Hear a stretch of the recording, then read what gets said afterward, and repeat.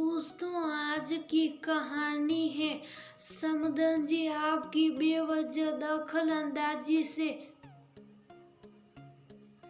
अपनी बेटी का घर बिखर जाएगा। दोस्तों, कहानी शुरू करने से पहले अगर आपने चैनल को सब्सक्राइब नहीं किया हो तो कर लीजिए ताकि आपके पास पहुंचे हर नया वीडियो।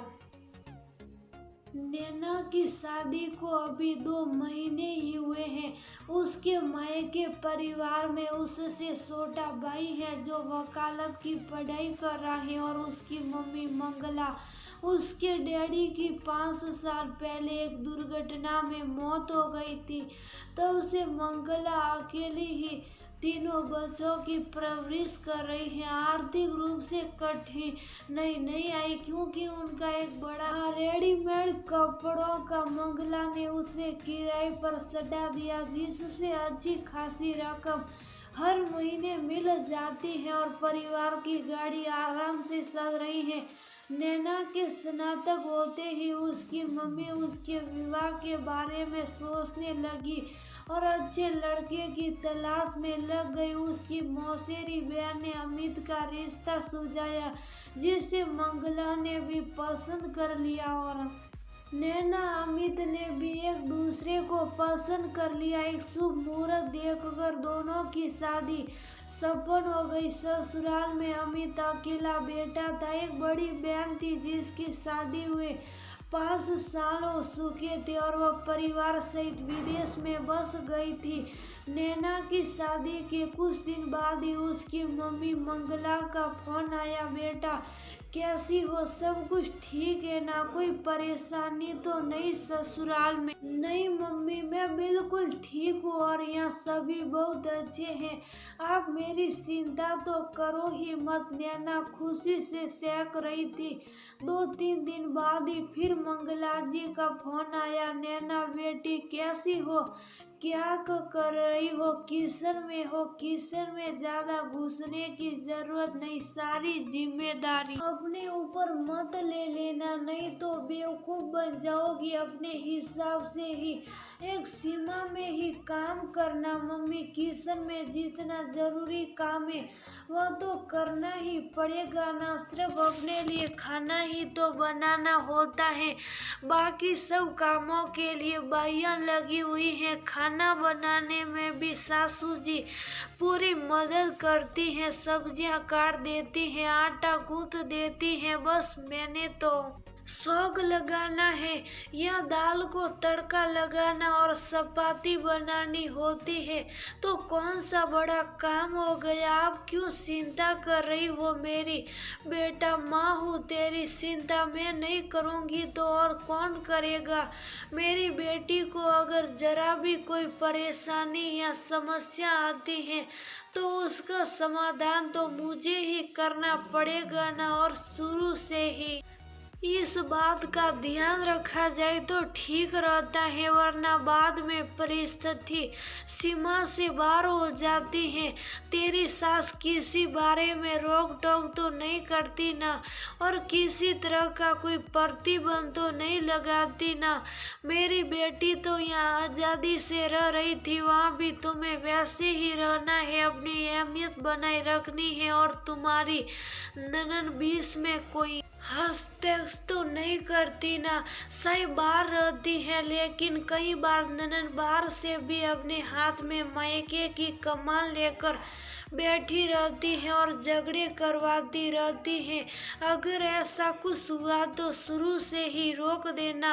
मम्मी, आप ये क्या उल्टी सीधी बातें सोचती रहती हो, मेरी ननद भी बहुत अच्छी और सासू माँ तो और भी अच्छी हैं, अपनी बेटी जैसे मुझे रखती हैं, किसी बात की कोई रोक टोक नहीं, पूरा सहयोग देती हैं। फिर आप बार बार क्यों उनके बारे में गलत सोच कर मुझसे प्रश्न करती रहती हो। एक तरह से उन सब के प्रति मेरे मन में नकारात्मक विशाल पैदा कर रही है। अच्छा तो अब अपनी माँ का फिक्र करना भी तुझे गलत लग रहा है। अभी तो शादी को 6 महीने भी नहीं हुए और ससुराल के गीत गा रही है और माँ को समझा रही है।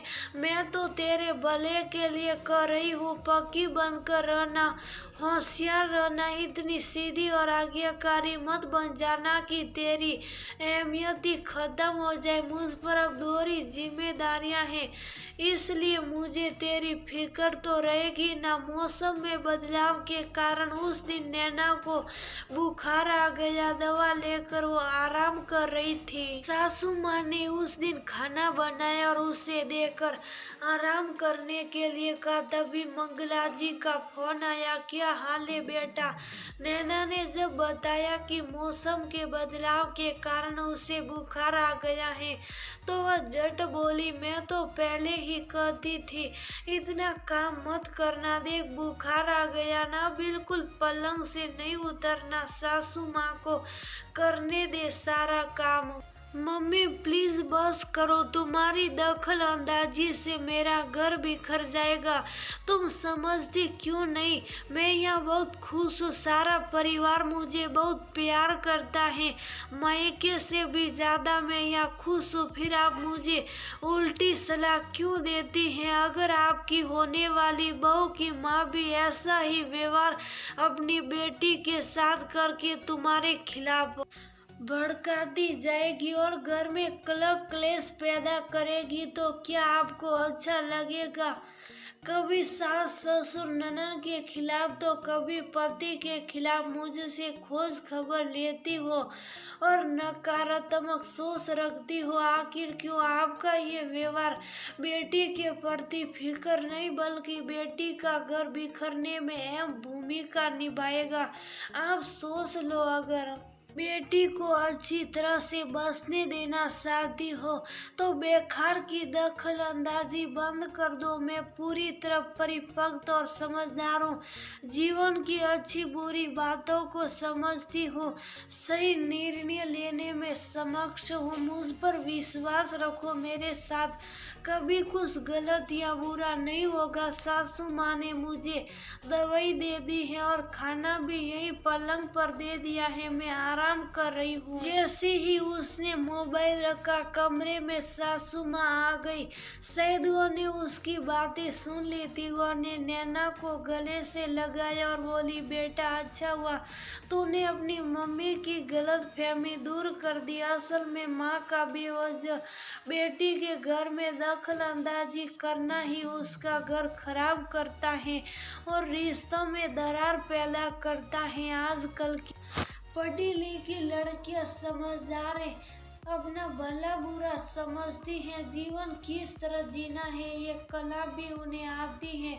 बेटी से घर की छोटी छोटी बातें रोज मोबाइल पर बेटी से पूछना माँ की गलती है, उसे अपने ढंग से जीवन जीने देना चाहिए, जरूरत पड़ने पर ही कुछ बोलना चाहिए। मुझे गर्व है तुम पर, अब तुम्हारी मम्मी समझ गई होगी और अब न खुद परेशान होगी और न तुम्हें परेशान होगी।